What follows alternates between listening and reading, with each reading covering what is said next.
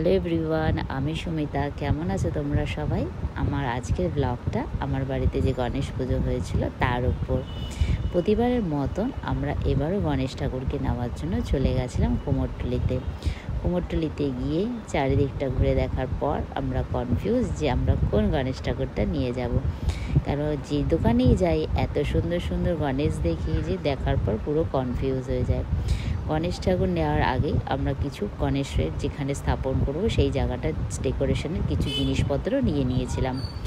তারপরে এখানে ওখানে গণেশ ঠাকুর দেখছিলাম। এর মাঝখানে আমরা দেখতে পারলাম যে দুর্গা ঠাকুরকে রেডি করা হচ্ছে, কারণ কিছুদিনের পর মা আসছে, যে মায়ের প্রস্তুতি পর্ব চলছে। তারপরে আমরা আমাদের গণেশটা চুজ করে নিলাম, করে নিয়ে আমরা বাড়ির দিকে রওনা দিলাম। আসার সময় আমরা আবার চলে গেছিলাম গণেশ ঠাকুরের জন্য মিষ্টি নিতে। গণেশের দুটো পছন্দের মিষ্টি হলো, একটা তো হলো লাড্ডু আর একটা হলো মোদক। এগুলো নিয়ে আমরা আবার বাড়ির দিকে রওনা দিলাম। আরও কিছু জিনিস কেনার ছিল পুজো, সেগুলো কিনে ফেললাম। সেদিনের মতন পুজোর কেনাকাটি কমপ্লিট। পরের দিন ছিল পুজো, তাই অন্যকে যেগুলো দেবো সেই ভোগের প্রসাদগুলো আমি রেডি করছিলাম। খিচুড়ি, লাবড়া তরকারি প্রতিবারই আমরা দিই, এবারও আমি সেগুলো রেডি করে ফেলছিলাম। ওইদিকে আমার হাজব্যান্ড পুজোর সব কিছু গোছাচ্ছিল, কারণ কিছুক্ষণের মধ্যেই ঠাকুরমশাই চলে আসবে, তারপরে গণেশকে স্থাপন করা হবে। তারপর আমরা সব গোছানোর পর ঠাকুরমশাই চলে এলো। এই পুজোতে যতটা সময় পুজো করতে লাগে তার থেকেও বেশি সময় লাগে পুজো সব কিছুকে রেডি করতে। ওদিকে ঠাকুরমশাই পুজো স্টার্ট করে দিয়েছে। আমাদের সবার প্রথমে হলো নবগ্রহের পুজো, সেই পুজোতেও অনেকটা সময় লাগে। তারপরে ঘট স্থাপন করা হলো। আমার হাজব্যান্ড তারপরে গণেশকে মালা পরাচ্ছিল। আমাদের ইচ্ছেই ছিল গণেশকে এই বছর একটা এরকম গোলাপের সুন্দর মালা।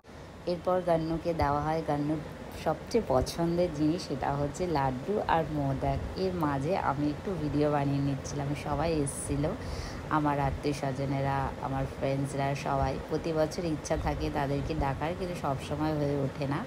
তাই এবছর তারা আসাতে পুজোটা একটা আলাদাই আনন্দ লাগছিল। তারপরে শুরু হয়ে যায় যজ্ঞের কাজ শুরু করার পরের মধ্যে আমার ছেলে আবার যজ্ঞ করছে। আমরা সবাই মিলে খুব আনন্দের সাথে সেদিনকে পুজোটা কাটাই। তারপরে শুরু হয় আরতি সবাই মিলে আরতি করি। তারপরে পুজোর কাজ কমপ্লিট।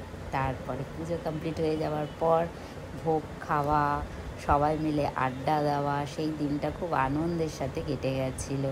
সবাই একত্রিত হওয়াতে খুব খুশি হয়েছিলাম। সবাই প্রতি বছরই এরকমভাবেই আমার বাড়িতে আসবে, আর আমার খুব ভালো লাগবে। এটা তো স্বাভাবিক ব্যাপার, সবাই আসবে। এইভাবেই আমাদের পুজোর দিনটা কেটে গেল। গণেশ আমাদের বাড়িতে এইবার আরও 2 দিন ছিল। তারপরে এসে গেল গণেশকে বাড়ি পাঠানোর পালা। ঠাকুরমশাই সকাল সকাল এসে পুজো করে দিয়ে গেল। তারপর আমরা গান্নুকে নিয়ে চলে গেলাম আমাদের এখানকার লোকাল একটা পুকুরে। সেখানে গিয়ে আমরা গান্নুকে আসবে এটাই একটা আনন্দ, চলে গেলে বড্ড কষ্টে। প্রতি বছরই তোমাকে এরকম ভালোবেসে নিয়ে আসি, প্রতি বছরই আবার তোমাকে বাড়ি পাঠিয়ে দিই। আসছে বছর আবার হবে।